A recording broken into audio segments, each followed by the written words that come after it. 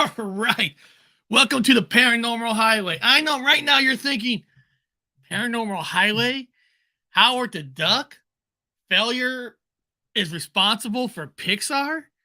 I know you're thinking that. Also, we're not just talking about Pixar. We're talking about the evolution of the next computer. And if I would have put the word next to Pixar, most people won't understand that the word next is actually a name of a computer that Steve Jobs done after Apple. So we're going to get all into it. But the best thing about what we're going to talk about today is really how sometimes failure equals great things coming in the future. And failure is something that we all do. We all fail in life, but in a lot of different ways. Sometimes failure is what you need for something else to succeed.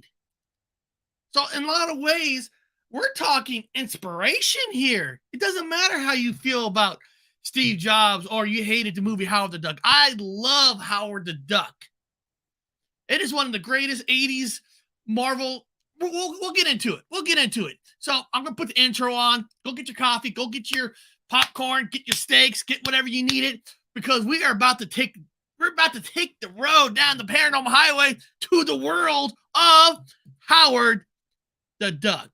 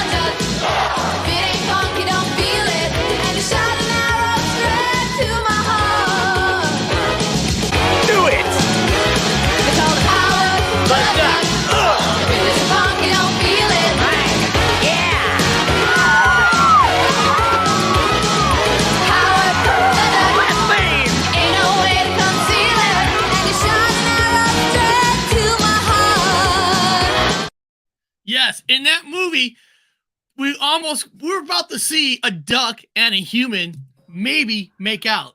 They did. They made out. They actually made it. I don't know. He has a cloacal opening, so how does that even work? But I don't know. Maybe it is in his timeline that they're human, or was it anthropomorphic ducks do have male genitalia? So I'm assuming it does. So yeah, they made it. They did it. I just realized when I seen your thumbnail, you made me the duck. I just realized that as you're doing your intro and everything. I'm like, look at this son of a. Hey, and I don't know if anybody. There's a poll out there right now. I put a poll up just to see if anybody has even seen Howard the Duck. And so far, out of 16 votes, 75% says yes, and 25% says they never seen it, which makes sense. Wow. If you guys don't know this, people in the chat, I know this is kind of a nerd talk. If you don't know this, technically, Howard the Duck is the first Marvel movie on the big screen. Yep. The first. George Lucas brought us the first Marvel movie on the big screen. And Bob and Ron, I was a little disappointed. I love Guardians of the Galaxy, but at the end, a little extra scene, when they show a new version of Howard the Duck, I would have kept the original Howard the Duck. I would have too. I think nerds would have just loved it, I mean, technically, no, I don't think Disney owns Howard the Duck, even though they own George Lucas' company, but I think because they did a contract with Universal Studios. That's right. I don't know how that works because they're Universal renting Studios him. is the one that put out Howard the Duck on their Lucasfilm, but now Lucasfilm is owned by Disney, so I don't know how all that works. They must own something because they did show a couple clips of Howard the Duck, and you can only do that with permission. Yeah, and he is out of all. I mean, people don't even know this, but out of all the comics and whatever Avengers, he's technically. Eric, you and I talked about it. Howard the Duck is stronger than Thanos, And everyone's like, no, he's not. No, he is, because Howard the Duck doesn't belong there in that universe. He's from an alternate universe that is separate from the universe of the Marvels people. Like, no, there's a multiverse. Well, there's a multiverse, but he's from an entirely different negative aspect of the multiverse. So he doesn't even belong there. He's like a virus in a multiverse. He's from a multiverse to another multiverse. It's like he's from a way down the line. So when he's there, he's more powerful than any one of those characters, and he's chaotic neutral, as they would say in Dungeons and Dragons, because he has the ability to probably kick everybody's ass. But if you notice, he's neutral. He's like he don't get involved. He just hangs out and smokes cigars and plays cards. And he drinks a lot. He drinks. He just he's the only one that's chill. Out of all the comics that stress, Howard the Duck has no fear at all because he doesn't belong there. He's the one character that don't belong. There's one question maybe you could help me with, because the one thing with the movie that I didn't understand. Like, so, remember in the beginning when he's opening up Play Duck and he gets sucked out on his chair right through the wall, and he ends up, instead of landing in that laboratory, he ends up with these punk rockers like in a warehouse, and that's the only part that confused me, is how he ended up there. Because I thought they stole something when I first seen it. I thought they had something to do with it, but it just was random, I guess, right? That's it? Yeah, it's completely random. So he was brought there through laser. Now, we talk about how aliens travel with a ship on a normal scale, but we all know that can't happen. You can't, but you could travel in light. You could travel in photons. Somehow they've taken his entire essence and they brought him through lasers. And so I like you said, he just randomly smashed into a warehouse with a bunch of rockers performing music. So that's it. That's the whole concept of him getting there. There was no there was no beginning, no end, no plan, because if you live in a what we would say simulated matrix, everything has mathematics. So everything happens for a reason, as Islam says. It is written. Everything's already written. However, he's a virus. He's not written into the program. He's completely a mistake. He's a huge mistake. So again, he smashes into a place that's not the idea. I mean, he could have landed in a junkyard. He could have landed in a circus tent. He could land anywhere because he's not accounted for within the folds of the Matrix, within the codes. He's a virus. We got an Alf fan. Mike says Alf would beat up Howard the Duck in a cage fight. Oh, I love Alf. I loved Alf. Alf is probably he would be considered another multiverse, but in the negative. He's also would be a virus character in reality, not accounted for. You love cats, right? That's what it was. I remember he always loved cats. He would take a cat hair and go, feline 78, 79. That would be an awesome cage fight. Although Alf and Howard the Duck, I mean, that'd be bad. Yeah, they'd both be super strong. They would have. Now, much as we liked Howard the Duck, technically the movie was a failure. The movie was a box office flop just because the amount of money it costed Howard the Duck to be made, because George Lucas at the time had a new division with his lights and magic, whatever they call it. The company was called the Graphics Group. And it was designed for trying to get real animation computer graphics on the screen. Yeah, he stole the Apple originally they wanted Howard the Duck to be pure, but they couldn't do it. They had to use puppet magic and all that, and some other stuff they used it on. It was too hard. But because the amount of money that movie costed, and George Lucas went through a divorce, it basically almost bankrupt. Believe it or not, it almost bankrupt his company because he was in debt with Skywalker Ranch, with so many things. And remember, he funded Star Wars was not owned by a corporation. It was owned by him. So every money came from him. So after the car crash, Remember, he had a car after the crash car first. crashes. So he had to sell off that part of the company. He had to sell off the graphic. Yeah, he got it group. for I think $5 million. Actually, $10 million. I think some half shares, and I think $5 million cash. I got a small 2-minute video of Steve Jobs talking about getting Pixar from George Lucas. Now, in this little clip, he doesn't mention that the reason George Lucas sold it because he was in debt. You know, his wife took half his money, so he didn't mention that part. But that's probably out of respect. But here's just, guys, this is out of Steve Jobs' mouth, and it's just a picture of him. There's no like video footage, but just listen to this. Started with George Lucas. He had a problem. Now, to describe his problem, let me digress a little bit. When you make a copy of an audio cassette tape, let's say, an analog copy of an audio recording, you get noise artifacts, hiss, right? We've all experienced that. Well, the same thing happens when you make an analog copy or an optical copy of a piece of film. If you copy optically one piece of film to another, you get hiss, if you will, and in this case, the noise artifacts are visual. You get a dirty frame. Well, when George was making the original Star Wars, he had to combine many pieces of film together to make one frame. Some with the models, some with the matte paintings, some with the human characters, some with the special effects. And by the time he got through combining all these pieces of film to make just one frame of his movie, it was dirty.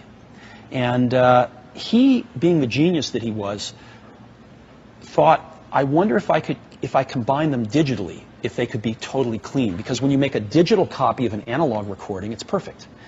And it turns out if you make a digital copy of a piece of film, it's perfect.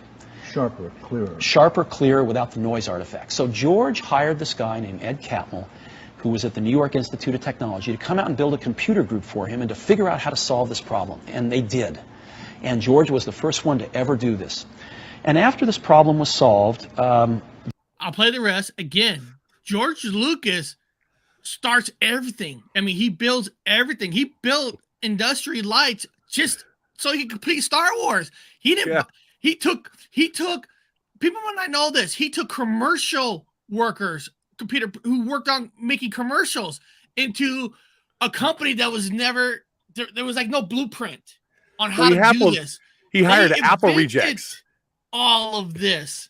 So, he hired Apple rejects. There's only like 30 seconds. Yeah, you're right. They were all rejects. Oh, rejects from Apple. He hired all Apple rejects. These are the guys that couldn't move it up. You know, these guys, they didn't have nepotism. They didn't have anything. These guys came straight from the garage, went to Apple, and they were given the job of taking out the trash.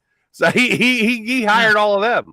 Well, let's hear a little bit more. George decided that he'd solve this problem, and he decided he would sell this computer group. Like I said, he had to sell it because he needed the money, just so people know. It wasn't that he completed, he fixed the problem, he's going to sell it. If you fix a problem, usually you'll keep that problem. You keep that technology, but he needed to sell it. And I ended up buying them. I met Ed, and Ed told me his dream was to make the world's first computer animated film. And I bought into that dream, both sort of spiritually and financially. And together, we started Pixar in 1986. This all started. Wow. So I think it's very fascinating. Yeah, right after Howard the Duck. Yeah, ironically, it's kind of weird. It's weird because if Howard the Duck was a big box office smash, not saying that George would have not solved issues, but created Pixar where he sold off to Disney, it would have never went to Steve Jobs, which at that time, Steve Jobs got taken off of Apple. He was, at that time, was considered a failure. A reject. So these are all failures. Yeah, all failures, all rejects. And had he not made Howard the Duck, you guys wouldn't have data that you can get from CERN, because the next computer went and was purchased by the old European Union group, who took the technology from that down the line and used it, incorporated it into CERN, which is the graphics that you see now. That goes all the way back to Howard the Duck. and we are going to get to the next computer, but I have this other video where Steve Jobs... Howard the Duck was probably one of the most important movies ever. It Right? really, Ever. So what happened from it, you know? Everything from it came out. It's All incredible. of our stuff come out. All the new science came from the rejects, from the mistake from Howard the Duck, which and Eric and I were both talking. I don't know if it was a mistake. Like he There's put an it out there as an article. advertisement. There's an article. People can look it up themselves. I'm not gonna talk about it on this show, but there's an article on how if it wasn't for Howard the Duck, there would be no Matrix movies. No, there will be no Believe it or Matrix not. movies. There'd be no Yeah. Matrix movies because of the data and the stuff that they discovered with this. But here's another video, a little bit. Steve Jobs talking about. You guys will just see it. First time I met Ed, and he shared with me his dream to make the world's first computer animated film. And I, in the end, ended up buying into that dream, both spiritually and financially. Lucas spinoff says. Steve Jobs took a chance and invested $10 million to launch Pixar. So he, at the moment, he invested $10 million, but wait That's till you find out cheap. how much he sold it for. That's cheap. $10 million. And then when you find out how much he sold that for, it's gonna blow you. It's gonna blow you. It's gonna blow you freaking away.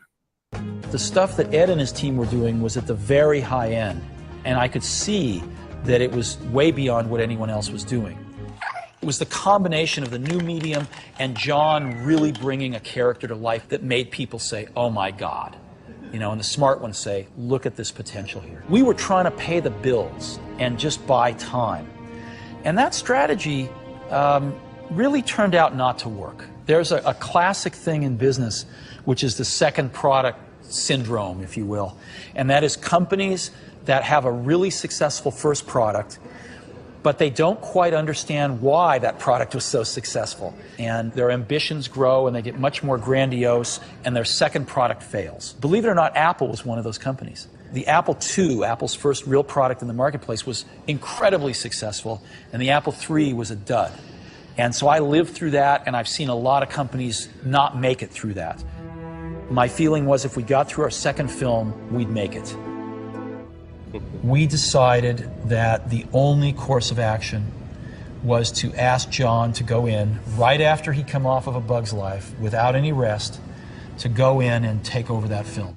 Our business depends upon collaboration, and it depends upon unplanned collaboration. And so we were just too spread out, and the groups were, developing their own styles. We were growing into several divisions instead of one company. And so the goal was pure and simple. We want to put everybody under one roof, and we want to encourage unplanned collaborations. Pixar is seen by a lot of folks as an overnight success, but if you really look closely, most overnight successes took a long time. Now, we're about in a little bit. We're gonna get into the next computer, but let me just tell you this. Let me read this to you. So in 2006, Walt Disney acquired Pixar Animation Studios for anybody in the chat. Anybody in the chat want to put a don't look on the internet. Don't cheat. Anybody in the chat want to guess how much? It was a stock exchange. How they gave Steve Jobs. But what was that stock exchange worth? Anybody want to take a guess? Now I'll just say this: it was more than what George Lucas got for Star Wars. For Star Wars, he got like $4 billion. It was more than that. God dang, man. No, Jojo. No. We're talking billions. Billions. No millions. We're talking billions. Remember, $10 million he got it for. And I'm telling you, he's going to blow you guys away. If you guys don't know ROI, boy. all right, here we go. I'll just tell you guys. In Pixar Animation for $7.4 billion in all stock transaction, making Steve Jobs the largest shareholder. Jobs had invested $5 million in Pixar after leaving, and with hiring everybody, it equaled out to like over $10 million. So Pixar, after leaving Apple in 1985, well, he was forced out. He didn't leave Apple. They kind of kicked him out. Yeah. And now people thought he became a billionaire because of Apple. No. 1985, and become the billionaire for the first time when Pixar went public in 1995. Pixar produced feature-length computer animated film. So Pixar is what made Steve Jobs become the first billionaire. Technically, Howard the Duck. But he bought because Howard the Duck felt he had to sell off the company to Steve Jobs. And Steve Jobs, I mean, I know it's different to show people, but if you have an iPhone, if you're sitting here and you're watching this show right now on an iPhone, you need to go back and thank Howard the Duck. Bob, I'm going to tell you something. I'm going to tell you something about the iPhone. Yeah. The iPhone technology, you guys already know this. A lot of that technology came from when Steve Jobs bought a struggling company called Next Computer. That was the name of the computer company. It was called Next. Now, they were a struggling company. Now, technically, on paper, on his own, Next wasn't like a success, kind of like Apple was. But like Howard the Duck, it became a success in the long run. I know it's hard to explain, but there was a guy who wanted to kind of like interview Steve Jobs while he took over this company called Next. So here, and we're going to get into Next, but here's a little video on. They say why Next was a failure, but it wasn't. It became a fortune. So here's a little bit about the Next computer. Now, I hope people. I know this is a different kind of a show, but I hope we could take this as how failure can become your winner in the long run. Yeah. I might not see how my failure could success, but working with Ron can say, Eric, you failed, but you do this, and you never know. That's how things happen. I also want Ron to explain to people what it comes to, and this is the most important concept, is when you compress data. The whole idea of the Next, everything was compressed. He compressed data and to smaller and smaller and smaller. And a lot of people are confused by that because you're just thinking, you just look at it. No, there's a lot of work when it comes to compressing data. And that's what the Next computer did. And they talk a little bit about that. And then once I show this video, we'll have Ron explain how they compress data. How it works. So this is in a nutshell. So this is why Next, here's the computer Next.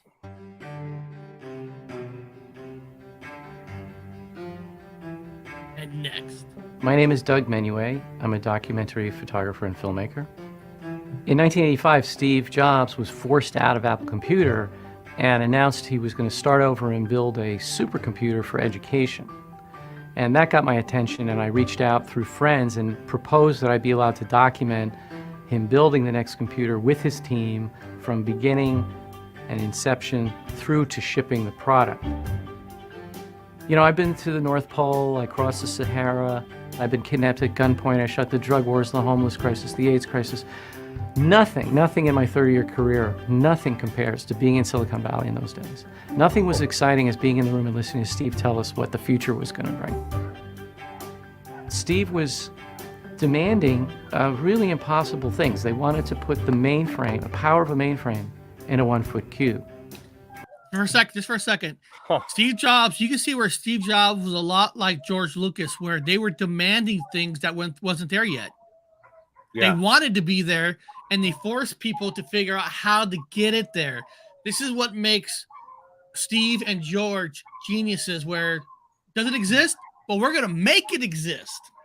Yeah. One day we were looking at the prototype, and I just said to Steve innocently, I said, so what do you want to accomplish with this cube? What are you going to do with this thing? And he turned to me and he looked me in the eye and he said, I want some kid to cure cancer in his dorm room at Stanford. It was electrifying. And that was a moment where I recognized the power he had, because I was just speechless. I saw in his eyes that he believed it was possible. And because he believed it was possible, the team was willing to believe. They were willing to sacrifice anything. And so was Steve. Anything to achieve the impossible. You know, I rarely saw him ever let go or not think. He was just so intense. It was exhausting being around him.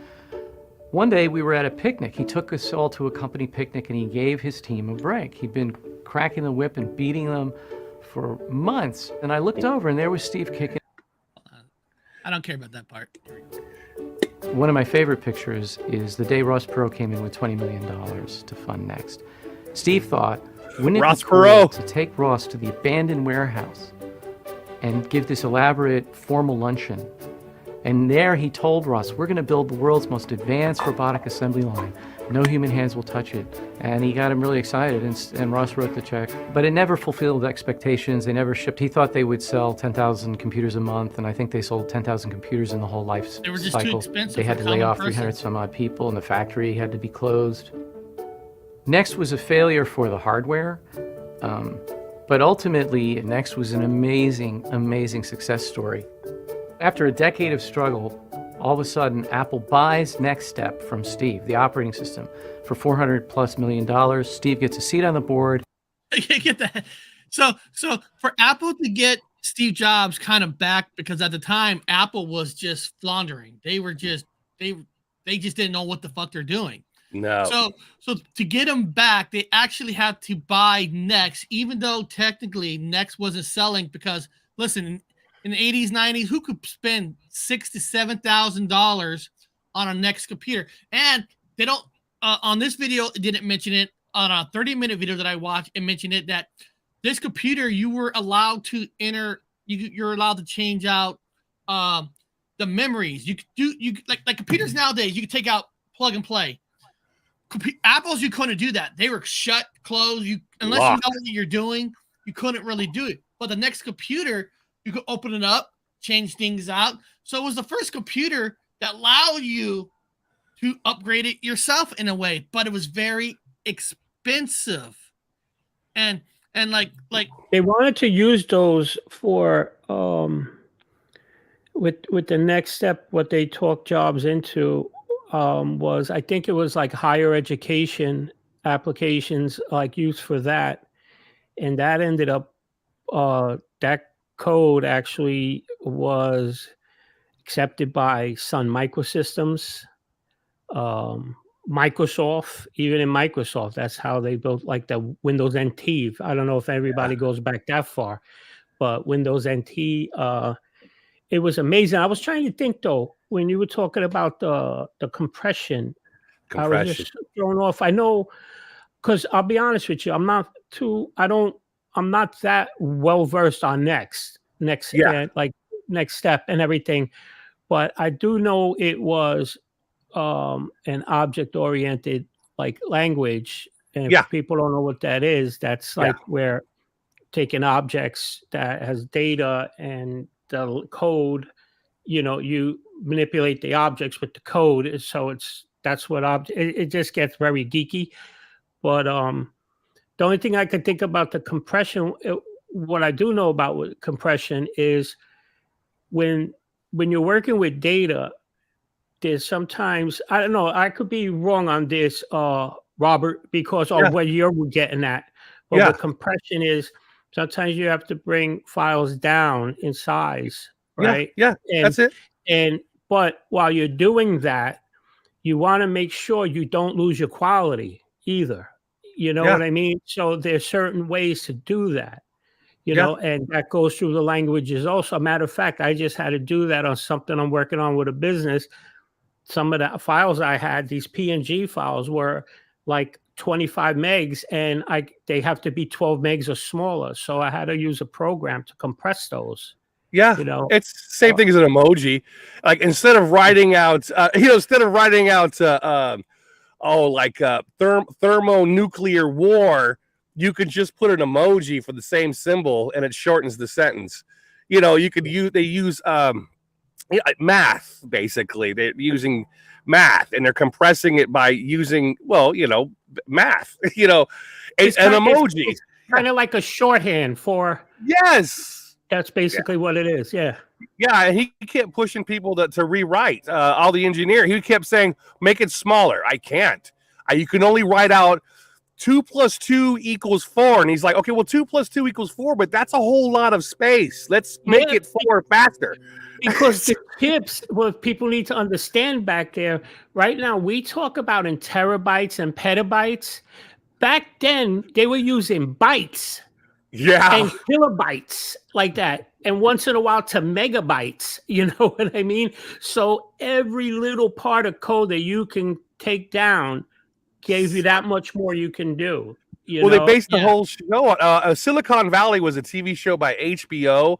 And the whole premise of their show, the whole premise of the entire series, which is a cool fucking show, is that he's like compress. All their stuff was like compress. Everybody's like, make it shorter, make it smaller, make it smaller. Less the language. We can't lessen the language. We need to make it smaller.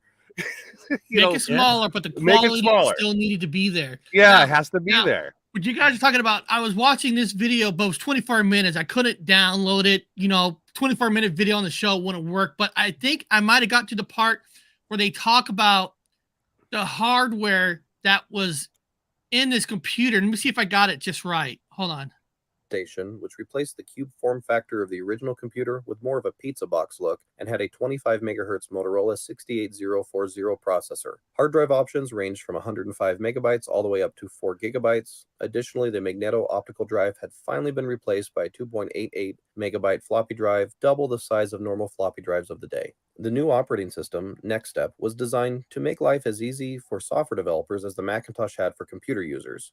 Unfortunately, it was way behind schedule, with its first full release not occurring until September 18, 1989, and even that release was still full of bugs. As recently as April of 1989, one of the few outside programmers working on developing applications for the nascent OS had stated, "Today, it crashes once every 30 minutes. 2 weeks ago, it crashed every 30 seconds. That's a logarithmic pace of improvement." If everybody remembers, 33. Computers used to always crash. Always crash. Always crash and all that. And again, trying to solve problems. They're trying to solve the issue of this. Let's see here. Is this anything cool more? Which is putting a brave face on a very real problem. If software developers cannot develop applications on final software... In the beginning of life of the next computer, it was clearer than any other computer, but the biggest problem they had in the beginning of the next computer, it was actually black and white. And it wasn't until later on where they were able to do color.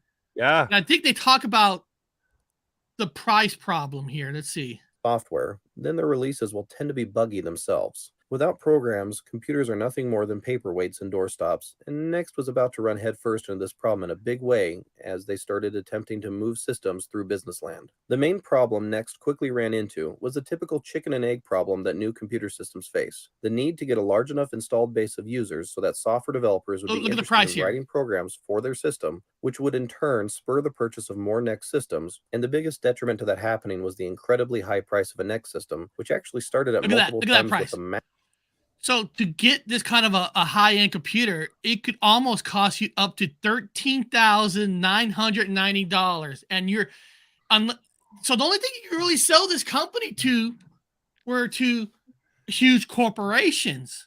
I love the esoteric numbers, $13,990. Ron, tell them the price of that other one again, just so everyone knows the 600. The Macintosh when they built them, I believe it was I believe it was the Macintosh when they were building them out of the garage with Steve Jobs and Steve Wozniak. Wozniak loved using straight numbers. So their wholesale price was $500. So they wanted to charge a third over. So they charged $666.66. That's what Mac would go for. Yeah. Esoteric numbers. I love it. And it's the same esoteric numbers. So exactly. That's what Wozniak was into that. Yeah, esoteric numbers. Wow. I'm trying to get to the part 666, the number of the beast, which biologically we would be considered a beast, because a beast, according to religion, is any animal that you do not eat. That's all it is. There's no monster with horns. A beast, in definition, in theology, is an animal you don't eat. So we are a beast. And so they use the number of the beast, which I guess you don't want to eat the computer. I don't know. Which is pretty good.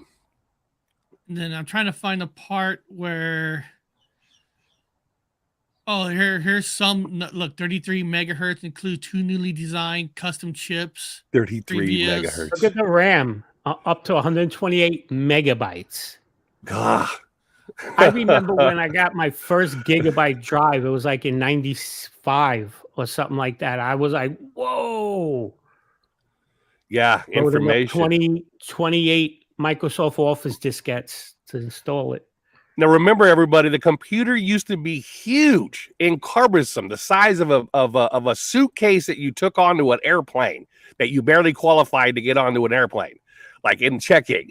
Like a huge computers were Turing, which was a famous man who made the computer, who broke the Enigma and basically won World War II. By cracking the Enigma code, which was a code that the Germans put out to communicate with each other across lines, especially with the submarines, and was kicking everybody's ass in World War II until Turing come along and invented a computer the size of your wall in your living room, a big, huge, with multiple huge spinning circles with data on each one of them that goes click, click, click, click, click, click, click, like massive bean counting. That's the biggest amount of information. Well, this is the thing about at the end of the day, the next computer hardware was a failure because the amount of money cost to buy it. Yeah. But that wasn't where the money was. That's not what the genius was. It was the software. It's the compression. The software that came out of it is what's in Apple nowadays when they purchased it. It was called the Mac OS. The Mac OS came out of Next Computers. Now, Steve Jobs bought the Next Computer company for $13 million, then sold the company back, to Apple for $429 million. Now, guys, think about this for a second. He bought Pixar that he sold for $7.4 billion. He actually bought Next a little bit more for $13 million and sold it for $429 million. This guy was a genius. Best investor of all time. It sounds like to me. OS is also in your phones. Your iPhones is based on the Mac OS. And hold on. Gaming companies. There was a gaming company that used the software for the gaming part. There's a company called ID. These are the 3 main games that they used the Next software. And you guys go, I'll look it up. Number 1 game. If you guys remember these games, Wolfenstein was based on the software used from Next. Also, Doom. Everybody knows the game Doom. Yeah. And Quake. Those were all based on the computer animation that all came from George Lucas, who had to sell it because Howard the Duck was a failure.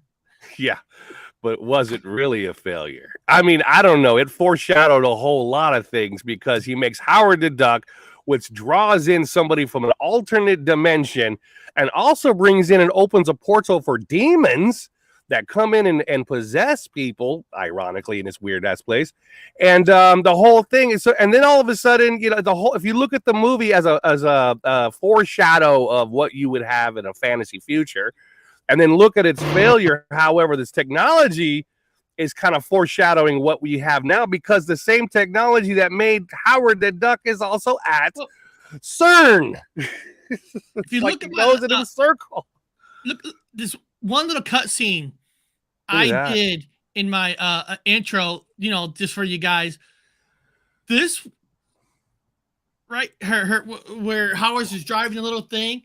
That is like one of the first pure digital animation that they were trying to do for the whole movie. Yeah, in color. I mean, the color. I mean, you don't believe that's not easy back in 1986. No, remember everybody, when you played Zelda on your computer in the 80s, it was black and white. It was or not black, it was greenish, ugly green on black. Playing in night vision. Right? There's no color. So they had color. And 2 + 2 = 4 in a small ass 1. 2 + 2 = 4 is in itself green. He's like, that's great. I like 2 + 2 = 4, but I want it in color. They're like, we can't do that. There's no color in code. We'll find a way. That means you have to rewrite the whole sentence. 2 + 2 = 4, but I want it in purple. I want it in a different color. You need to run a pro. You need to go in there and make sure it has color, because there was no color in computers. If it wasn't for this Color. And here's another movie that was a huge smash hit. If it wasn't for this, it would not have been made. Jurassic Park. The technology from Jurassic Park all started with the failure of Howard the Duck. Yeah. That's what I'm telling you. Howard the Duck is one of the most important movies of all time. For all of it. For your iPhone, for your iPad, for everything you have, it all came from the technology, which is color and all these other wonderful things by compressed data. They managed to do it and add color to it. No more of the drab green, boop, boop, all green and nasty and no graphics, no nothing. All from that movie, all from the next computer. It's amazing. It That's truly exactly is. the truth. It truly is. It's just Yeah. Like we said, the Matrix, how the data, all the softwares. It's just amazing how these people were ahead of its time, and it took failure to get there. But sometimes it takes the right person to look at a certain product, like, you know what, I could do this. Well, yeah, boom, it takes off. Well, there was actually, I believe, the conspiracy that Steve Jobs had no intention of ever making the next computer everybody's number one computer. He put all of his work into the box, knowing that what's in the box is very expensive, will become revolutionary, and he knew it wasn't going to sell. But when all of the engineers found out what it can do, is when all of a sudden the bidding war went. They don't want the box. They want to know what's in it. They want to know all the engineer hard work that's in the box.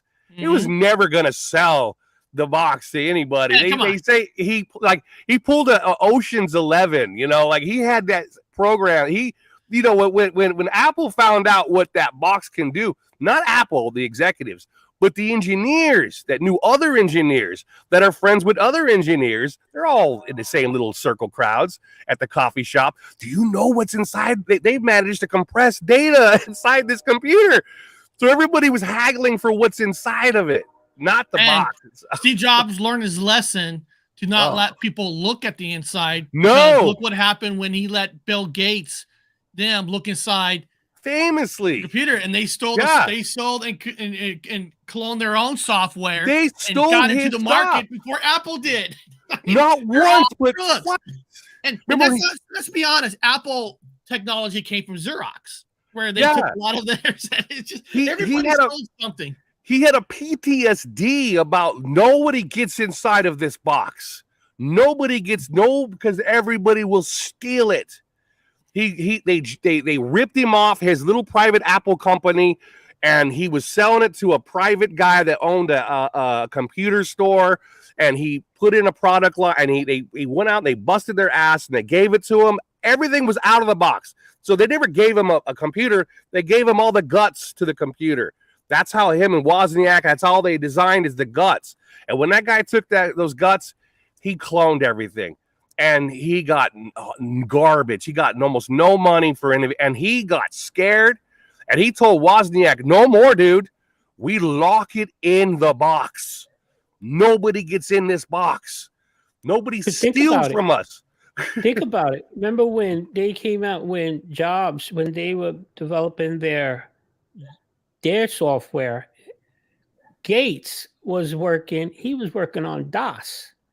Yeah. You know what I mean? That's what it was, just text, just DOS. He was working on that. Then miraculously, you get Windows right after that. Right after you got a peak of that, boom, you got Windows. So he went from a command prompt to like actual GUI. You know what I mean? Yeah. So, and what was sick about it is that now Apple has a nice market share, a big market share.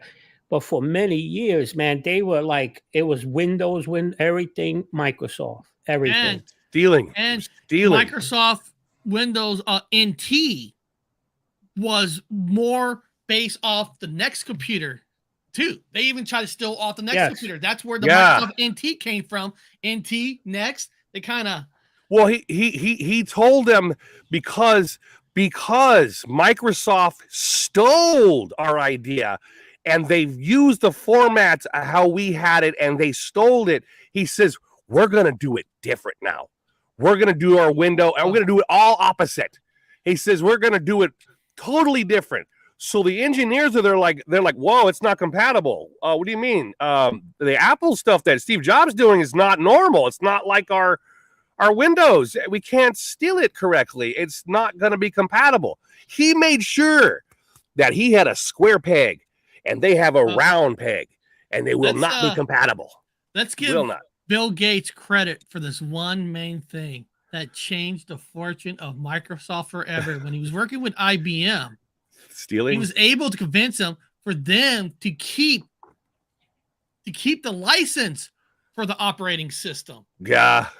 Because the money they made was from the operating system they were allowed to ship to other brands. Licensing. Why did IBM did that?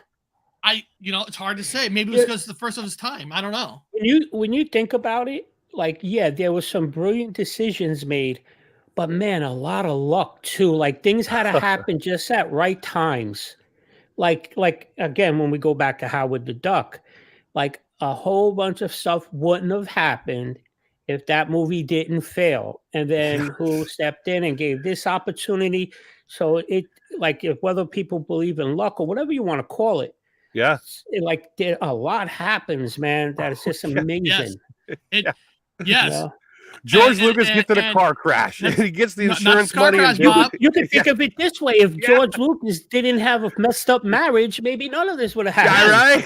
If it wasn't for the divorce, he might not have lost that amount of money where he needed to sell it.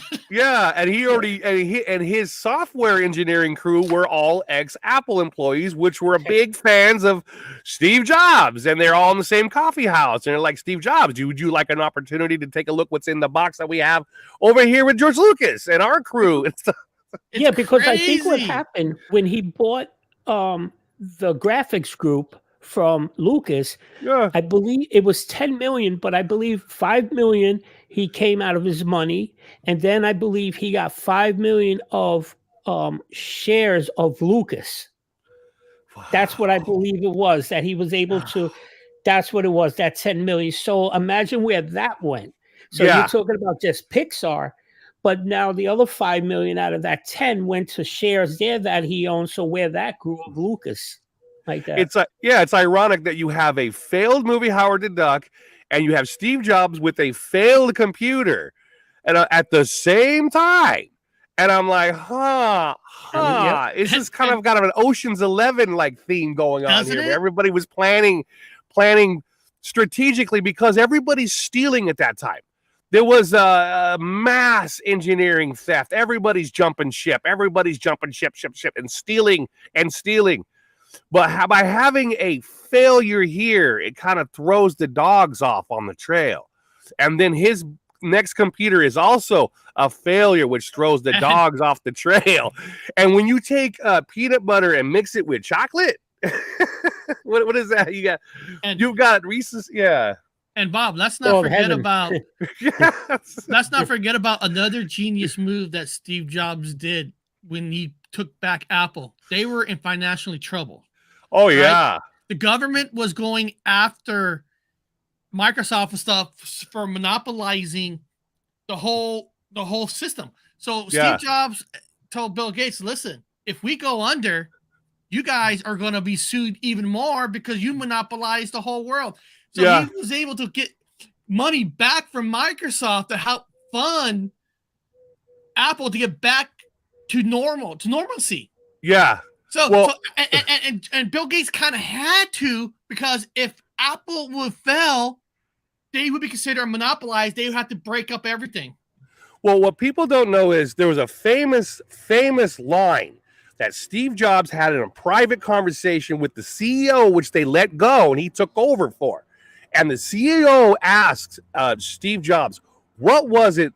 How did you know that I was going to fail? what product here did you know was going to completely fail? And what did you know that nobody else knew? And he told him one thing. Now, Steve Jobs went to India he learned guru stuff and become centered and learn his patience and channel his energy and stuff. And Steve Jobs likes to use his hands, and he likes to use parts of his body as the chakra goes, whatever. And he says everybody wants to be able to use their hands. He says, you guys have a stylus. And it's stylus, if you guys don't remember, is this little pin thing that you hit the screen with. You hit dots with it. He says, no, humans need to use their fingers. And I knew you were going to fail the moment you guys came out with that little stylus connected, and people lose the stylus. They're always losing it. And they had an idea of connecting a cord to this little handheld, little big encumbersome stylus. He's like, nobody wants this stupid thing hanging there. Everybody wants to use their hands. He said, I knew you were going to fail because of the stylus. Like, oh, wow. Let's talk about why Howard the Duck did fail. Yes. The movie's fantastic, but people got to understand the mind frame of people going to movies were different in the 80s yet versus like okay, what I mean is when you put out a Marvel movie out now, it's for all ages. Yeah. When Howard the Duck came out, Howard the Duck was more adult oriented versus a kid. But the problem was only kids wanted to see the movie, and grown-ups weren't. They felt like, I can't go to a Marvel movie. I'm not a kid. Yeah. So they had to break the barrier for all ages to go want to see it. But if anybody saw Howard the Duck, I mean, come on, how many kids shows you see where a woman opens up a wallet and Howard the Duck had a condom? He had a condom in his wallet. It was a lot of adults at the time didn't think of Marvel being for adults. Yeah. So you could say that George Lucas was way before its time that made an adult type of movie from a comic book that was considered for kids. And also, this was just before the AIDS epidemic, where you had all of a sudden condoms are in jars, and there's an AIDS epidemic. It's the 80s. People are doing quilts. People are dying. It's just becoming. Everyone remembers the AIDS epidemic that was real bad. Before the epidemic came out, Howard the Duck had a condom, which is also a foreshadow of what was going to come down the line. So this whole movie, when you guys talk about The Simpsons, telling you, The Simpsons told us the future. You got nothing on Howard the Duck. Right down to its condom before the AIDS epidemic. Dude was way ahead of its time. Way ahead of its time. Even before CERN. And CERN uses certain technologies that was in the movie. Yep. Like, wow. Wow. It's really, and you could say that it was also a movie that about two different races. Because you had a woman and a duck, alien, whatever you want to say, because he technically was an alien from another planet. Yeah. I love that part though, where his feathers go up. Yeah. Oops. Well, you're talking about this part. Hold on, right here. Yeah, right. There you go. Here we go. Hold on. Let me go back right here.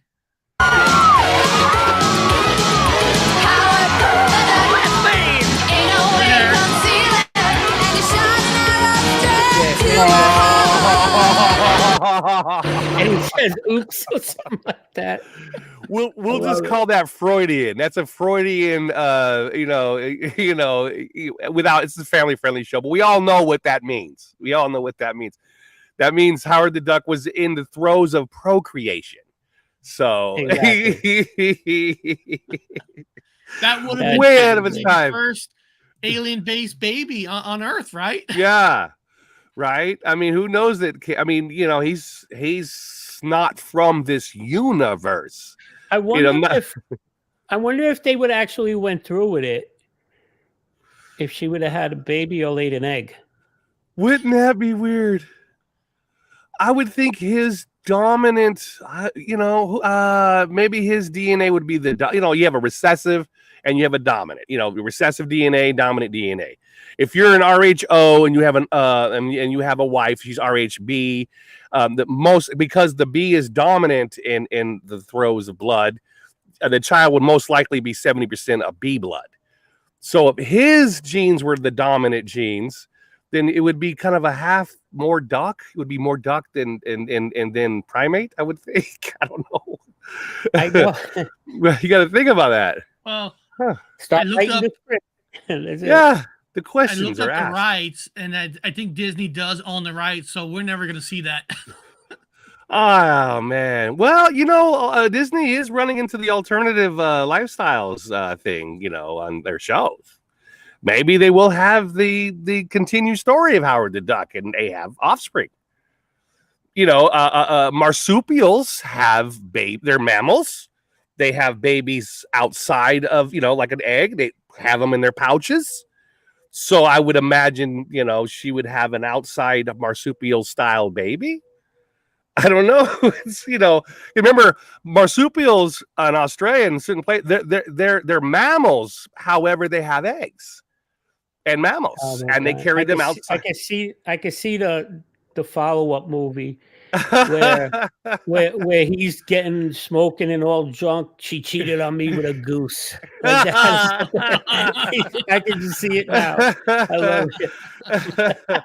Well, she would have to carry the egg outside of her tummy. Like she don't have the pouch like a kangaroo, so she would have to have a pouch made where she keeps the egg close to her stomach, and she keeps the marsupial style of half mammal, half whatever, like a platypus.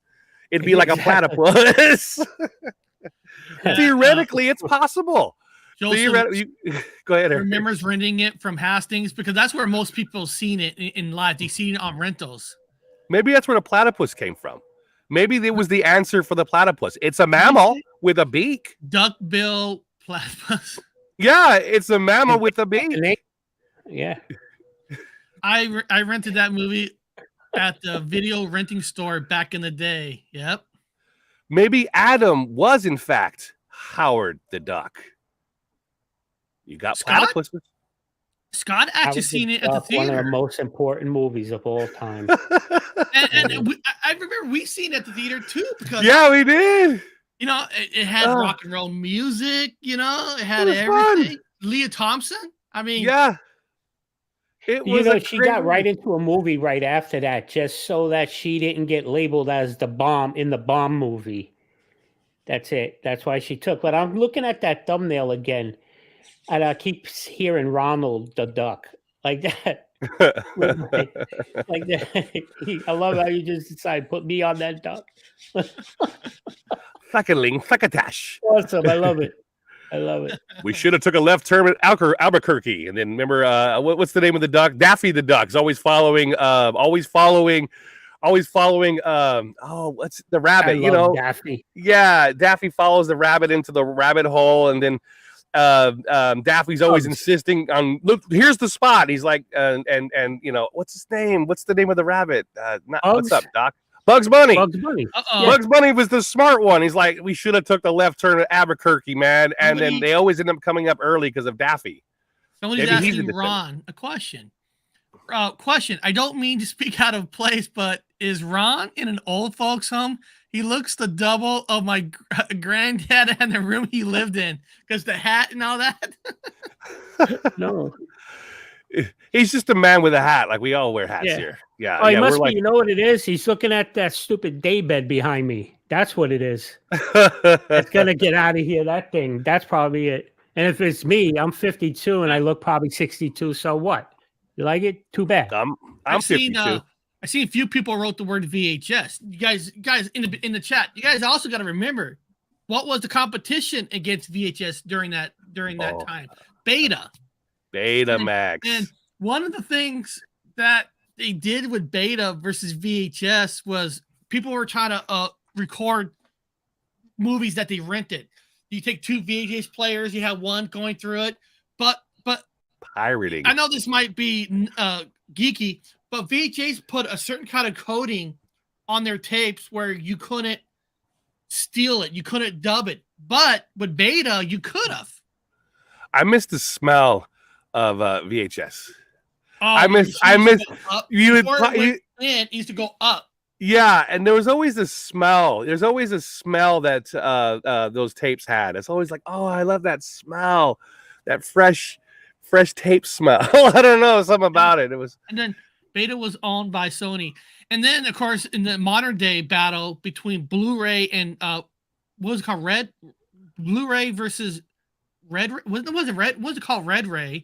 There was Blu-ray. Blu-ray. But Blu-ray had a competition. It was a Blu-ray versus a Samsung. Oh gosh. What was that laser disc? It Well- was about Blu-ray won the battle, but there was a battle because there was regular DVD, but then there was higher quality. Yeah, ones. the laser discs, the big large. We used to have a box of them. That was before. Oh, I don't know the other one.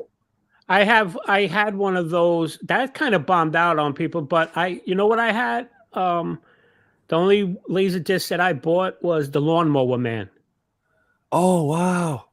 I still have that somewhere, and it just looked like giant DVDs like that. Yeah, Eric and I used to have boxes of them. Things, and it played clear, but to me, they skipped a lot for some reason. But that was supposed to be the new wave, but that kind of went right out. Yeah, we had all the James Bonds. Eric and I had all. We went to they were selling them for $1.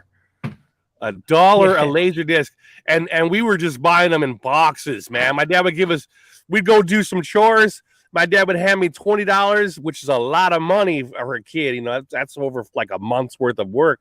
I'd go in there and buy $20 worth of laser discs, please. All of the James Bonds, all of the. Yeah, I was that person too.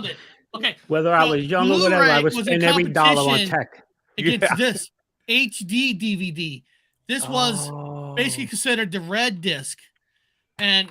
Wow, I've never heard of that. Yeah, actually, Full Metal Jacket. I actually have the special player. It was backed by Samsung. I've never heard of that. But Blu-ray was owned by by Sony, and Sony had the rights to Disney movies. God, everybody. So because of that, Sony won the war against the red HD DVD. God, it was this big, huge gold rush for data compression. You know, the whole damn late 80s into the 90s was nothing but data compression. It was all data. It was all a competition for math and data compression. No, you know what? Because when you said that earlier, I was like a little.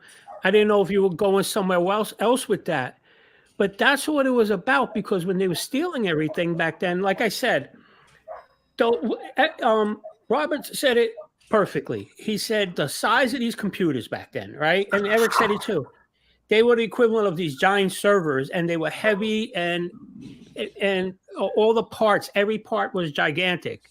Like the first gigabyte hard drive I got was like this big, that thick. It was gigantic. But you were limited. When I said the chips of bytes and kilobytes, was the chips on the board. There was only so much they can do with the CMOS and the BIOS and all kind of stuff like that. So that's where, I guess, like everything really started changing. Remember with Moore's Law? Intel, like that. And so think about it now, going back from that to now we have a tiny little, you could put a little USB drive in that's 4 terabytes. Yeah. You know what I mean? It's amazing. Yeah. When they figured out silicon, and silicon is a particular mineral that has cleavage, and you guys know about mineralogy, whatever, but it has a particular cleavage, like a diamond. It's got cleavage in it. It's carbon based, and carbon has multiple thousands of little straight lines, which is that's why quartz is going to be used with that. For you guys that are not smart like me, just think of a woman's cleavage, and we're still family friendly. It's cleavage. It's the same concept inside of a small silicon chip. And as this mineral can store data. It's the same thing with people's brains. You have this thing called a pineal gland. A pineal gland is glazed with a mineral substance that's with the calcite within your head. and it has what? Cleavage, and it stores information. It actually you actually have your own chip in your head, and it's natural.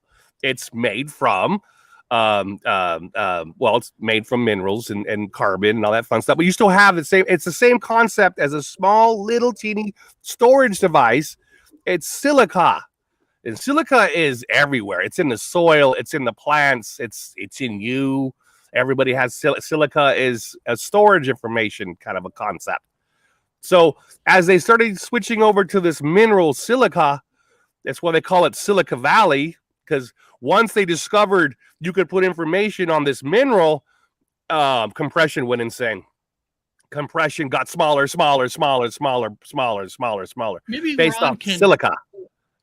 explain this better, because like right now you could buy 4K discs now. Of course, 4K disc is the highest resolution for disc wise, but you can also watch 4K through I don't know, Netflix has 4K, Samsung for streaming services has 4K, but the disc will always be better because even 4K could be compressed down to the bottom. Yeah. So like Ron, when they take 4K and like watching it through Netflix, it's never going to be good as the disc because it's more raw, right? Because things get compressed and then decompressed and all that, and it's coming over the pipes, right? So it all depends too on what you have. Like everybody thinks it's I bet you Dr. Wu could say it in a very simpler term. I'll get all too geeky, right? But like everybody gets sold by, like Eric, I know you have a gigabit line. I have a gigabit line, right? And everybody thinks, wow, I got 1,000 megabits per second coming down. But if Netflix is only pushing out at 4 megabits per second, what are you going to get? Guess what? Out of your 9,996 megabits is just going to sit there, and that's all it's going to come through. So it's basically always comes down to compression. And the codecs and everything. Yeah. And then it goes, Eric. Then it goes back to you with the towers, with the 5G towers with its compression. I was with the cable companies for over 15 years, and when I used to go out on service calls, the biggest complaint about the internet was it's too slow, and because everybody thinks that every website that they go to should all be fast. I'm like, well, ma'am, you might have a fast computer, you might have a fast server, but the company you're going to might not have a fast server. You can't make another server faster because you have a better one. And remember, it doesn't work that way. I tell you with your internet, and it's the truth, because Wi-Fi, believe it or not, even though it could be great, it's not stable. There's a lot of packet drop. We're hardwired. But now you got to remember this, because you brought up two things. You said Netflix and you said Blu-ray. Well, your Blu-ray, that's all hardware hardwired. That's right there, boom, boom, boom, right to your television, right? Yeah. When it comes through the internet, it's something that we call hops, right? Now, it could be hardwired. You got Ethernet, it comes in through the coaxial cable and everything like that. But unless you live a block away from the central office, the central place where the data is coming from, that stuff from Netflix is gonna hit this hop, then hit this hop, then hit this hop, and this one, then yours to the central server to your home. That's it. By the time that data gets there, it's been compressed so many times and packets drop. That's why it doesn't look, it still looks great, but it doesn't ever look as great as the Blu-ray, because the Blu-ray is right there hardwired to your TV. From the tap. Yeah, it's like you can only have a certain amount of amplifiers in a system, because amplifying single, you might take a single, making it stronger, but the quality drops. Yeah, guys. Why it goes through amplifiers. For those of you guys in the sidebar, think about this. Okay, so you got a beer factory right here, and the beer factory has a long tube, and it's going to run that beer all the way to your house, like 2 miles down the way.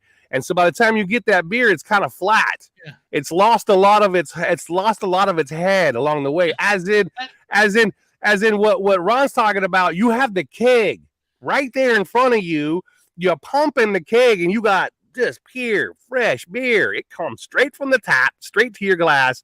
As in, 2 miles down from the factory. You know what I mean? Yes. Perfect. That's why I said he'd probably say it much easier. Yeah. And what's nicer about fiber, what's getting nice about Fiber optics. is with fiber optics, you Yes. need less amplifiers. Mm. It goes longer without less heat. needing Glass. to amplify. That's why it's going light, optical. At the end of the day, it's going to do the same thing, but it can last longer, go longer, less amplifier. Yeah. So that's why The old fiber. Copper release it. Copper will eventually cool down. The heat.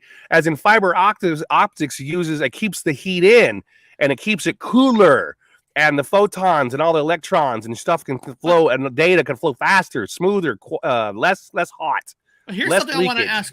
I want to ask Ron about, because we know SpaceX, Elon Musk wants to put out these satellites that could do internet. You ever think that one day that those satellites can even come close to a signal going down a fiber coming from space? In your opinion? It depends, because he could have the technology up there, but we need it down here then to receive it. You know, and if we're going to just use these little dishes like that, you're going to still be limited. You know what I'm saying? Yeah. But I think so. But it's just a lot of investment on their end. You know, but always just remember, so everybody understands this also. That's why, and I know sometimes there's things that are really expensive and it just may not be in your budget. Trust me, I know all about that. You know what I mean? So, but it is true. You get what you pay for. So you can, like, not necessarily in everything, but when it comes to like equipment, that stuff you're going to enjoy at home, your entertainment system and stuff, your connectivity, like, don't try to save that extra $10 if you could get this other one that is going to fly for you, that's going to do it for you. You know what I mean? Unless you actually have to save that 10, then you do what you got to do. Yep. You know, but the satellite thing with Musk, I think it could, because all it comes back to, I start thinking about DirecTV, right? When you I go remember to that. DirecTV, everybody was pointing their antennas, and then on a stormy day, it's like it's all fluttery. So it depends on what technology he uses, you know, and what the receiving end is. I mean, I think it could be. I think it could be. Well, did you hear about what's happening right now with his satellites? Exactly how you described it is perfect, because there is a problem with contamination.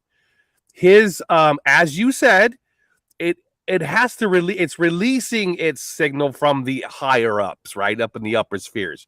It's literally also contaminating other frequencies on the you know, a lot of things bounce on the upper spheres. A lot of things bounce, you know, old fashioned, you know, I've got a regular radio and I'm calling like it, you know, signals and all that up there. It's contaminating. And you got people all across the globe going, hey, wait a minute now, man. Your satellites are up there. You're a private company. However, you're bleeding into my stuff. And that's not fair. You know, how is it that your satellites are now ruining other people's, like, people have shortwave radios. They're calling each other. Man, it's static. It is static's coming from Elon Musk's Starlink satellites, and he has a lot of them. Lot of them, and they're contaminating a lot of things. And I'm not going into conspiracy, but this is a conspiracy show, so we always go into conspiracies for fun. You guys can debunk it if you want to. It is ironic that he is now contaminating a lot of that upper sphere up there, and a lot of that your other means of old-fashioned two-way radio, all these other things that people use for backup communications. If everything shuts down, all you have left is a relay that bounces from here to over here. So Ron's over there. He's got a shortwave radio. I can't talk to Ron now. Hey, damn Starlink is contaminating we can't even speak to each other. It's blocking it. Like disturbs the repeaters and everything. It just, it's getting bad. And even if that's not something they're doing intentional, it's still happening. Yes. Whether it's intentional or not, who knows? But then you got to think about this. He wants to. He's already in the approval process. He wants to send up an additional 25,000. And you have the company in the UK that wants to be a direct competitor of Starlink. They want to send up 36,000. They're blocking all of. Yeah, there's going to be so much contamination. And that's we need, right? We have asteroids out there we need to find, right? And yeah, here goes Ron on his asteroid thing. But check this out. We have satellites up in space that we're gonna put up the Neo Explorer up there in another 2 years. But what about all the ground-based stuff? Do you know how much difficulty these Starlinks and all these satellites are causing?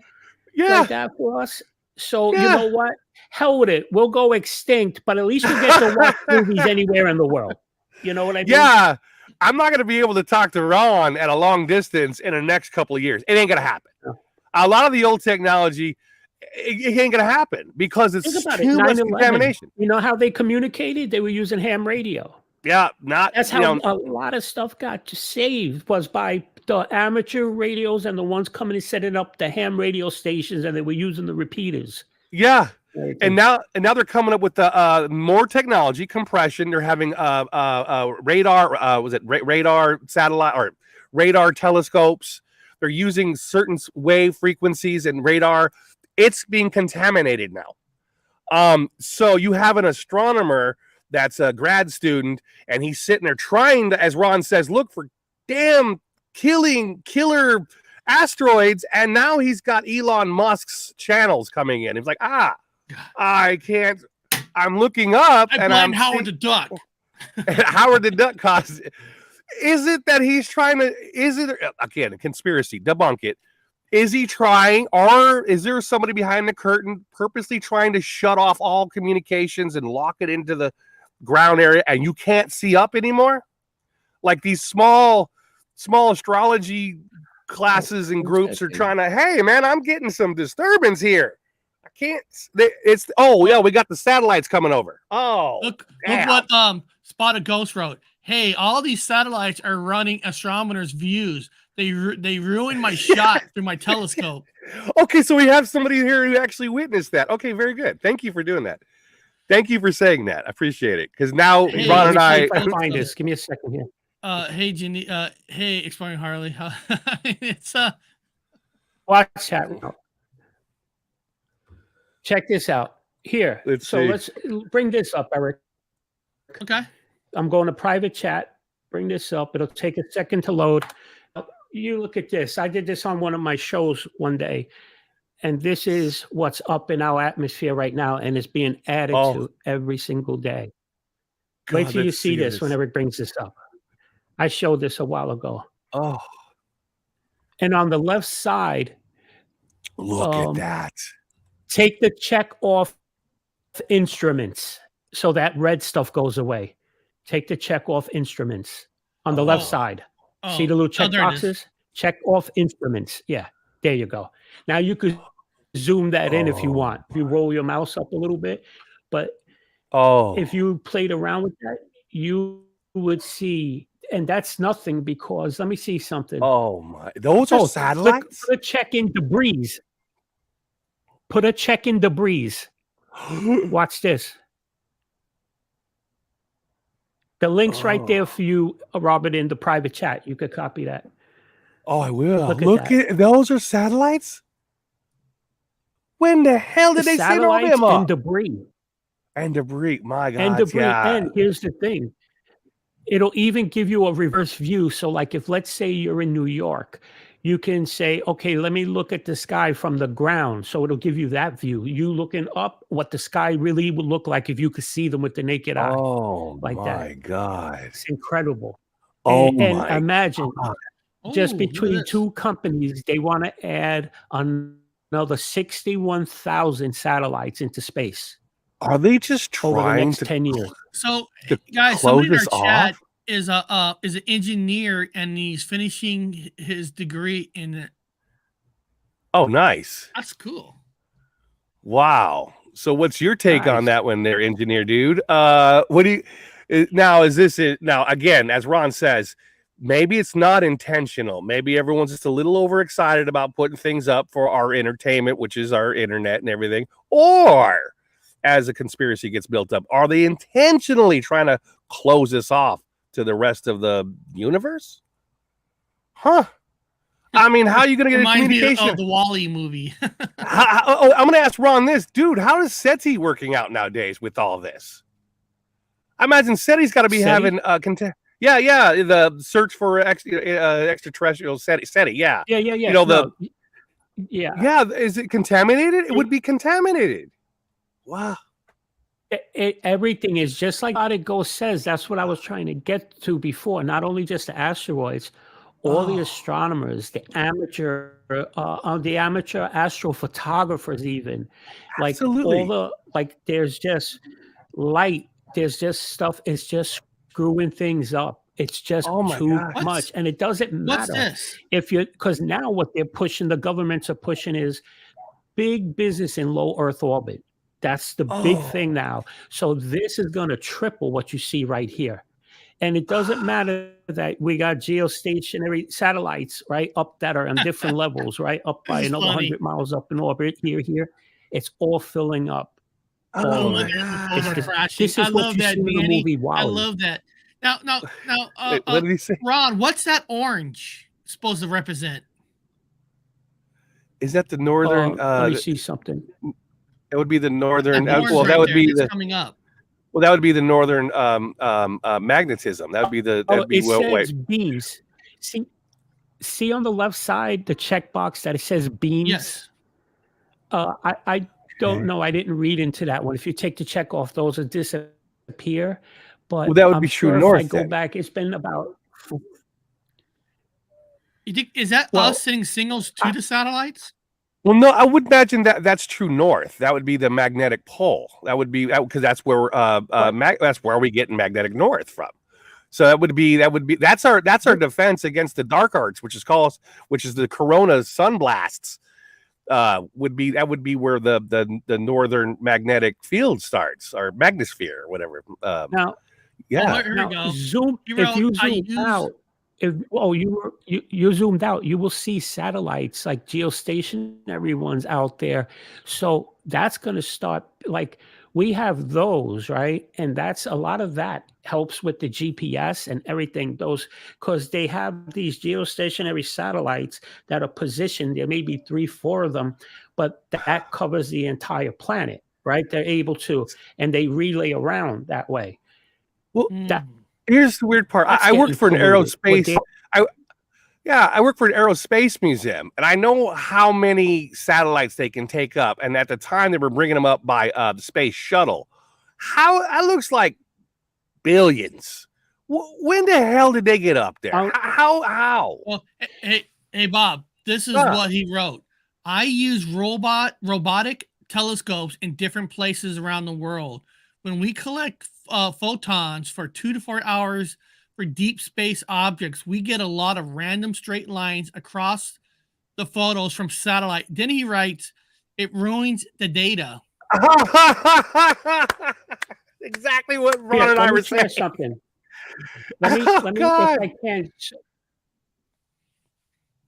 So you don't stuff out. Let me just do something so I can, cause what Robert was just talking about. Yeah.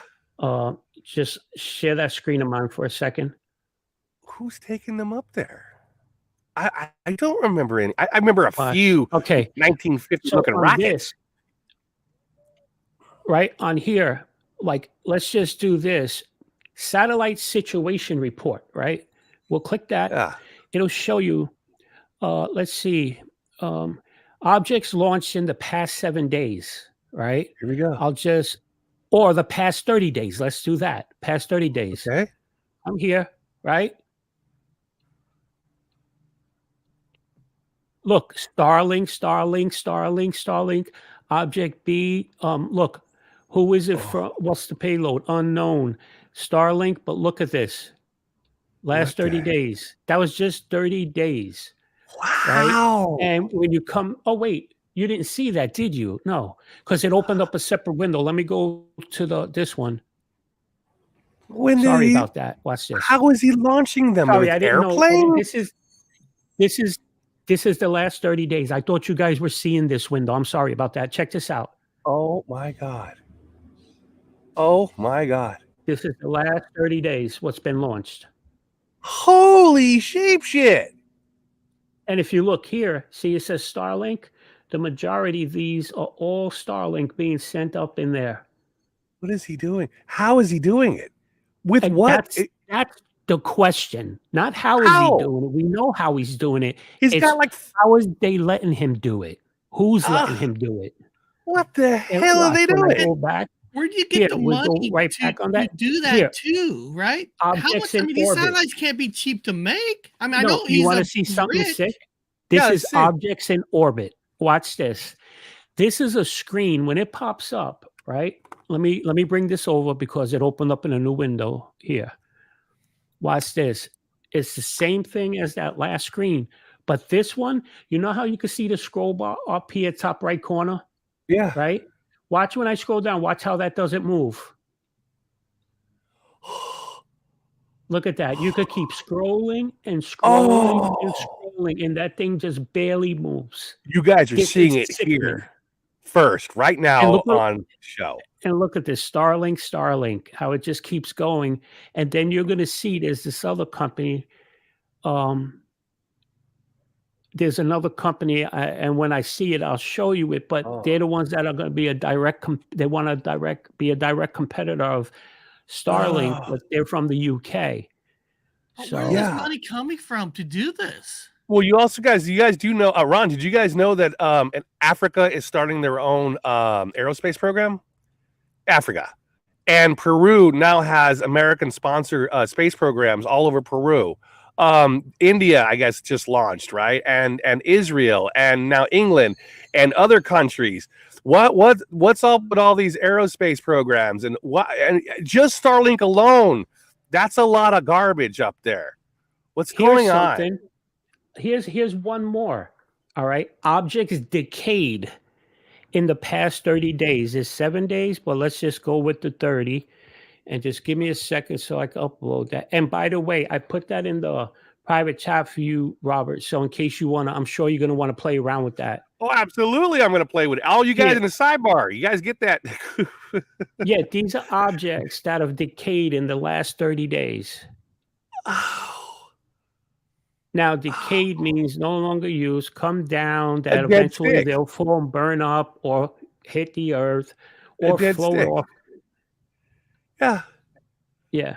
A dead stick in the air with probably a mild amount of, I don't know how much radiation they have on them. I mean, I would imagine they're using some sort of isotope to keep it functioning, especially up there where you have extremely cold temperatures. When you go to an airplane and you go really high and you're a guy that smuggled yourself onto an airplane and you're sitting on the tire that goes up into the belly of the plane and you're like, oh, I'm just going to ride it all the way to Hawaii. Nah, man, you're frozen. You're dead. When you go up to a certain part, it's freezing cold. You'll die. So you would have to have some type of isotope radiation to keep these things from freezing up there in the upper spheres. I would imagine there's a lot of radiation being exposed, coming in, coming out, and floating around. And radiation is free radical little particles, which means our engineer buddy in here can't see the stars because of the radiation. Well, the free range particles everywhere. Are they closing us on off? a good note, it's something. Well, yes, but here's something, and it's crazy that this conversation came up because something that I've been working on a video that I'm gonna probably put up in the next day or two is on the ESA's Commission's world's first space debris removal. Wow. All right, but the crazy thing is that when they're up there, I believe the space removal craft got damaged by space debris. Yeah, it's funny. And wasn't there a movie, Eric, Salvage One? Was it like remember that guy made his own rocket called like Salvage One? Salvage. You guys remember that TV show? Guy made his own rocket called Salvage One or Salvage. He was going to go up there and collect all the, make money because there's gold. Now remember, gold repels radiation. So all of them up there have gold. You have to have something that repels radiation. So that's why people say, well, the moon lander is covered in gold foil. It's thick gold that repels radiation. So all of them satellites are loaded with freaking gold. Now let's see It's what a he gold wrote. mine I up there. was just reading He that wrote- just now in the chat. I helped make the software that NASA and ESA used to calibrate the radiation as part so they could work out what materials to use when piecing together things like satellites, Mars rovers, rockets. Yeah. Yeah. Hey, Ron, when I look at this hold on, I gotta share this because It all goes back to Howard the Duck. you know that when Bob talked about India, it kind of reminded me of I mean, and this is what pops up for the India moon That's landing. gold. That's gold. But I mean, that looks like a cartoon. Yeah, that's the one that everybody had to see the comments I got because I put up a short with that. I said India landed on the moon, and they thought I was joking and like just trying to clickbait them. I said, no, that's the graphic they put up. It looks like a cartoon, doesn't it? That's not real, is it? No, that's not the real thing. That's an animation, but that's what they actually had on the screen. What the I believe Prime Minister of India, right? It's the Prime Minister. That what he was watching and they were all watching. That's what they were watching. That thing right there. Yeah, that's well. I mean, it's supposed to be the color of gold, and that's gold. It's funny because Anthony was joking. I was joking about last time I was on Anthony's show, and I said, "Dude, they put bear shit on the moon," and he's like, "What the hell are you talking about?" It was the name of a craft, and it's a Hebrew word for bereshit, which means in the beginning, which is actually in the Bible, and it's Hebrew. It was the name of a thing that they had launched, and it smashed into the moon, and that's why I always make a joke, man. There's bear shit all over the moon. You guys, I could make a bet and win. What do you mean there's bear shit on the moon? No, I'm trying to remind me. Was it 2 years ago when we put up a GoFundMe account for me to poop in a bag and send it to NASA to send it up and donate money? Yeah. Of course, we didn't make no money off the GoFundMe account to poop in a bag for NASA. Nobody wants to your feces on the moon, Eric. Nobody wants that. So my species could be on the moon. Yeah, that was a real shitty ass. Yeah. Everyone's going to the moon now. Everybody's going to the moon, and we're going to be covered in. China's on the moon. I guess Africa's building a program. They're going to the moon. India's on the moon.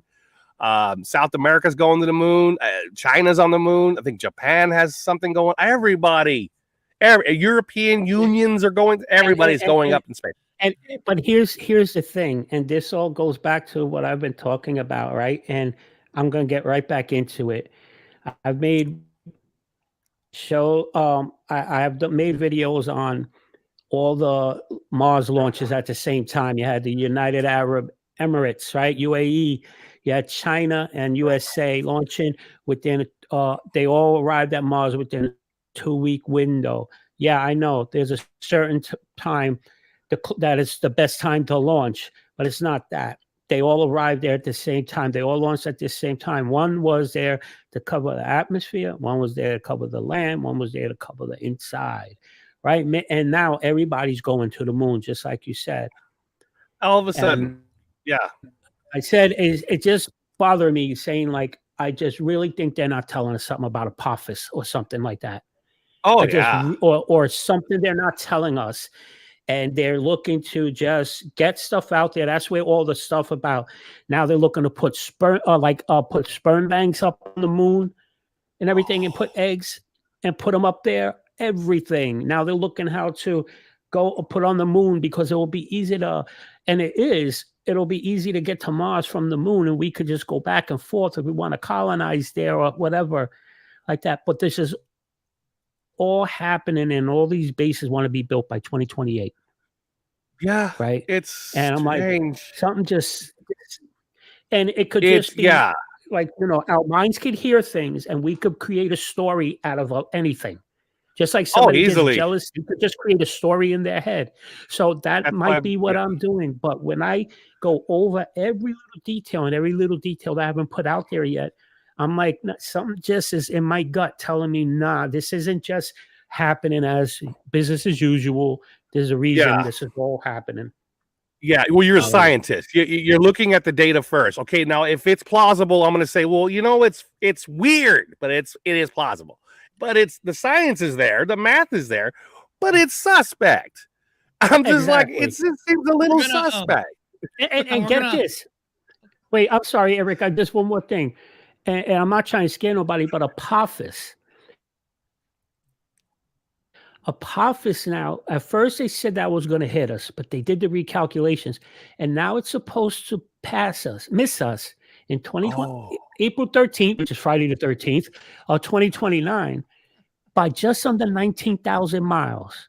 Our geosites are about 22,000 miles up. So this thing is going to pass, and this is about a 1,300 foot asteroid. Wow. Like that. 19,000 miles. Huh. Yeah. Huh. Suspect. Yeah. So they got to recalculate it, and they say it's definitely going to miss us, and it's going to miss us by much. We're gonna wind down. I gotta get somewhere about 30 minutes, but we're gonna have to do another show directly on meteorites.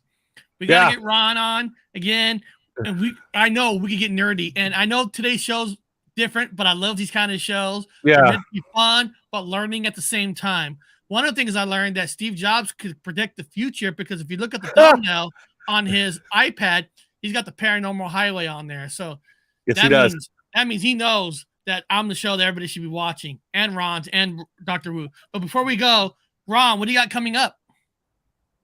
And guys, you guys, people in the chat. Nothing. If I know all of you have been on Ron's channel, but if you haven't, I say this all the time. You learn a lot. Yeah. When you watch Ron's channel. I learned more about science through him I ever did in school, because Ron makes it simple where you can understand it. He shows facts. He shows data.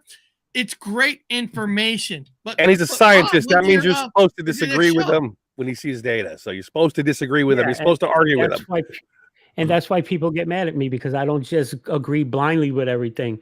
No. But I don't have any thumbnails, anything up like that. But this upcoming week, I'm going to be going into, I'll be covering real soon this month, the asteroid return from asteroid Bennu. The sample return that we grabbed the sample a couple years ago, and that's coming. Yeah. So that's coming back to Earth, that one. But next week, I'm going to be talking about this space debris stuff. But the meteorite stuff with you, Eric, just let me know. I'd love to hang out with you guys. Because we could get very nerdy, not nerdy. We can get wiggy with it. Learn a lot about how meteorites kind of work and all that. Dude, do you know how happy I was the other day when I was covering the conference, the media conference for the Bennu samples return? It was the conference, and the one lady from Lockheed, she was it's asteroid autumn. That's what they named it, because there's so much coming on. We got the Psyche mission coming up and everything. That's the asteroid that is like made of a lot of gold and everything. So that's going to be real cool. So and gold can only be produced. Gold can only be produced in a sun. It can only be produced in an old sun. Understand? That's why I always planetary core. An old core. It requires the machine of the center of the sun to make gold, to break it apart like that. That's why I always joke about. And people say, our sun here, the white one here, the new one, whatever. It's only half life. It's an infant still. It's still a little bit older than a teenager, and it doesn't have enough fusion to make gold, which is interesting. And we have a lot of gold here, which means asteroids brought gold in from another sun. What does Dr. Wu got coming up? I'll be doing a show tonight. Mostly mine is to get people off narcotics. You know, I do it. I just get a little bit high, a little bit drunk, and just tell stories. That's it. For next week, I'll definitely be on Tuesday. I don't know for sure about Monday, because I know Monday's Labor Day, my wife's off. So I don't know. There's plans on that day, but I'll let everybody know. And if anybody missed the show yesterday of the battle between the Smurl family and the Stickinit family, please watch it. And please, if you did watch it, You guys can go back and leave a comment. I only got 2 comments from 2 people from the whole show. Just 2 comments. And actually, the comment that Carla left, she actually, after the show, Carla went and did some research on those stories. And what she came up with was exactly what I love to see in comments. So you guys can go back and leave a comment. I appreciate it. And we're going to end the show with the same intro that I started the show because it has the Howard the Duck theme song in it. Duck. So beyond that, we'll see you guys next time on the Paranormal Take care, Highway. everybody.